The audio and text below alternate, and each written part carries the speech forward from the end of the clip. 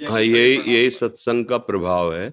सत्संग, सत अगर है सामने और उसकी बात सुनने को मिल रही है, तो उसका प्रभाव ही यही पड़ेगा कि आपके हृदय में जलन पैदा हो जाएगी, मैं कितना गलत हूं। क्योंकि अब आपको जैसे मन में आ रहा है बहुत सुंदर है, पर दर्पण जब सामने आया तो लगा कि जितना हम सोचते हैं उतना सुंदर तो नहीं है ना दर्पण से। तो सत्संग क्या है? ये ज्ञान दर्पण है। आपको जीव ही झका तो घबराहट हुई, अरे मेरे से ऐसी गलती कैसे हो गई, मैं कितनी गलतियां कर रहा हूं, मुझे इसका परिणाम भोगना पड़ेगा। अब भयभीत हुआ ना, होना चाहिए भयभीत। अब भय से निर्भय की हमारे अंदर वृत्ति कि मैं कैसे बचूं, तो भगवान कह रहे हैं कि जो सभीत, सभीत माने भयभीत, जो सभीत आवा सरनाई रखियो ताहि प्राण की ना। ये हमारे भगवान के वचन है कि अगर भयभीत होकर कोई जीव कि मैंने तो बहुत गलतियां की, बहुत पाप की, अब भगवान के सिवा मुझे कोई नहीं बचा सकता, और मेरी शरण में आ गया, तो भगवान कह रहे जैसे सब अपने प्राणों को दुलार करते ना, मैं ऐसे दुलार करूंगा उसका। कोटि विप्र बद लागए जाहू, आए शरण तजो नहीं ताहू। अगर करोड़ ब्रह्म हत्याएं भी उससे हो गई और मेरी शरण में आ जाए, तो मैं फिर उसे त्यागता नहीं हूं। तो हमें लगता है कि डरना तो चाहिए।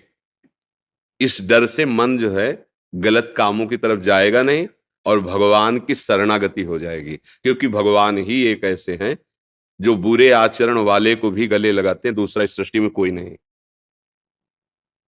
जिसके साथ आप उसके अनुकूल व्यवहार करोगे तो दोस्त बनेगा, चाहे वो कोई भी हो, स्त्री हो, पुरुष हो, बच्चा हो, बूढ़ा हो। और आपसे प्रतिकूल व्यवहार बने फिर गले लगाए, ऐसा तो मुझे नहीं लगता सृष्टि में कोई हो। फिर ये एक ही उपाय है कि भगवान और भगवान के जन ही एक ऐसे हैं जो गिरे हुए को हृदय से लगा के और उठाकर आगे बढ़ाते। नहीं, संसार का स्वरूप बहुत विचित्र है। यहां तुमसे काम बन रहा है, स्वार्थ की पूर्ति हो रही तो हाथ मिलाएगा। तो हमारे एक मित्र हैं प्रभु, जो केवल हमको स्वीकार करते हैं, हमारे अवगुणों को नहीं देखते।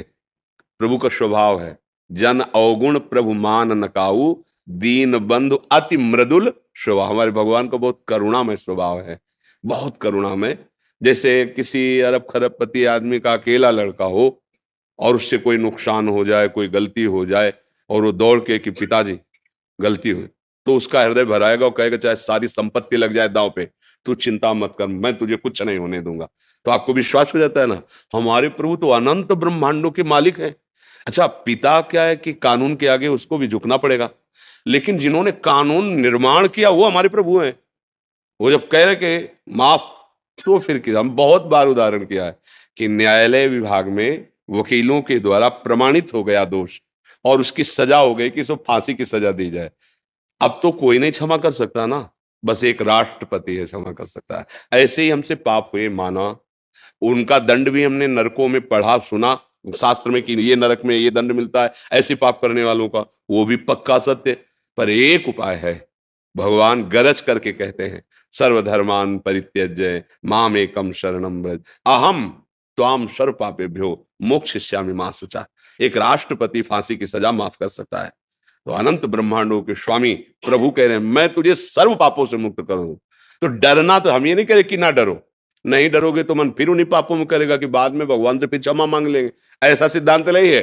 सिद्धांत ये है कि जब तक हमने जाना नहीं था, जानते हुए भी वो ना जानना ही है। जब सत्संग सुना, संतों का संग मिला, अब समझ आई। तो अब एक हमें सूत्र डालना पड़ेगा हृदय में कि आज तक जो किया वो अब आगे नहीं करूंगा।